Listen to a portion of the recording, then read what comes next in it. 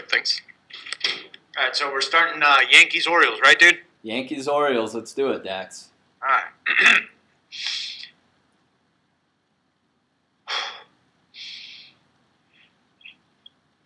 Welcome back, everyone, and I'm here with Jeff Grant, SBR contributor, and today we're going to be looking at that Yankees against the Orioles game. How you doing today, Jeff?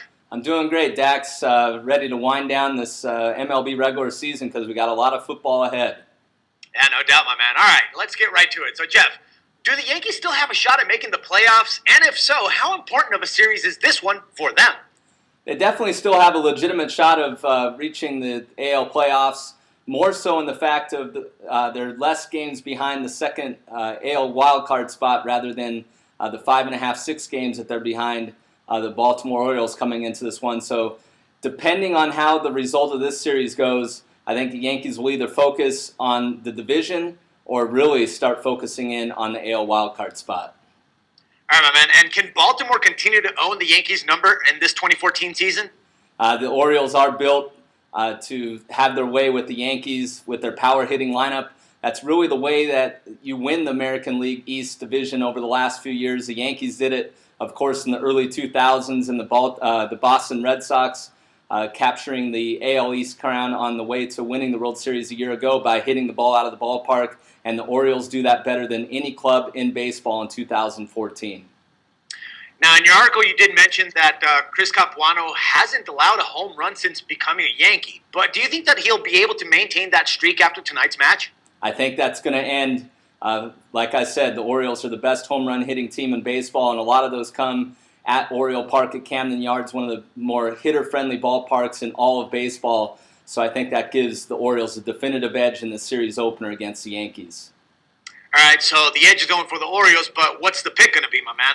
I'm definitely going with the Orioles, especially I think they were looking ahead to this series and dropping Sunday afternoon's contest, while the Yankees have been really flat on the offensive end, and the Orioles are one of the better teams in baseball when coming back from a loss. So the play is Baltimore over New York on Monday night.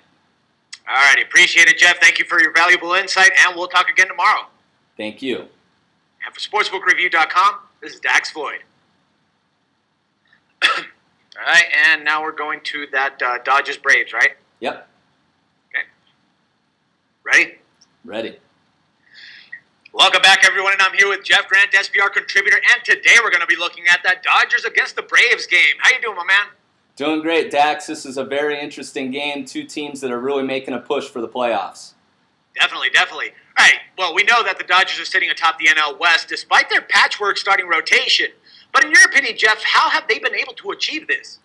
You know, when you have Clayton Kershaw and Zach Greinke, arguably the best 1-2 combination in the entire game in terms of a starting rotation, all you really need is to win a third game one time through that starting rotation. What I mean is any team is happy to win 3 out of 5 games every turn of the rotation, and that's exactly what's happening. Kershaw is the most dominant pitcher in baseball. Greinke has really excelled since landing in Southern California. So that's how Don Mattingly and his staff has gotten through the last couple months with real marginal pitching efforts from the 3, 4, and 5 contributors of the rotation.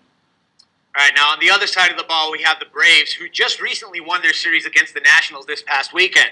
Now, do you believe they're going to be able to build off that big series win? I think they're absolutely going to build off it. They've been really struggling with personnel changes and a lot of inconsistent play at the plate in terms of putting the ball in play. This team really relies on the home run. Justin Upton is starting to put things together, and when he gets going, the entire lineup is able to build off that momentum. So I think the Braves will continue their winning ways in this one. All right, now, we all know how well Julio Teheran has been pitching at home this season, but is he the main reason why Atlanta is such a big favorite for this LA series opener?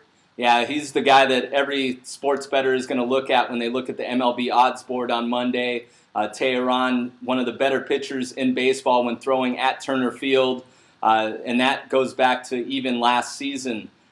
Most of his best performances have been at this ballpark. And with Capuano, you're not quite sure, or not Capuano, shoot. Sorry, I got mixed up there. I'll go back into it. Okay. Absolutely, Dax. Teheran has built a reputation of being one of the best pitchers in baseball when throwing at Turner Field. he has the right stuff to really limit the Dodgers lineup, especially with the Blue Crew being without shortstop Hanley Ramirez. He should be able to go through this lineup without any struggles on Monday. All right, my man. So, what's the recommended pick for this game? Do we have a total bet or do we have a side bet on this one? I'm going to go with the side bet here. The Braves, real big win on Sunday Night Baseball.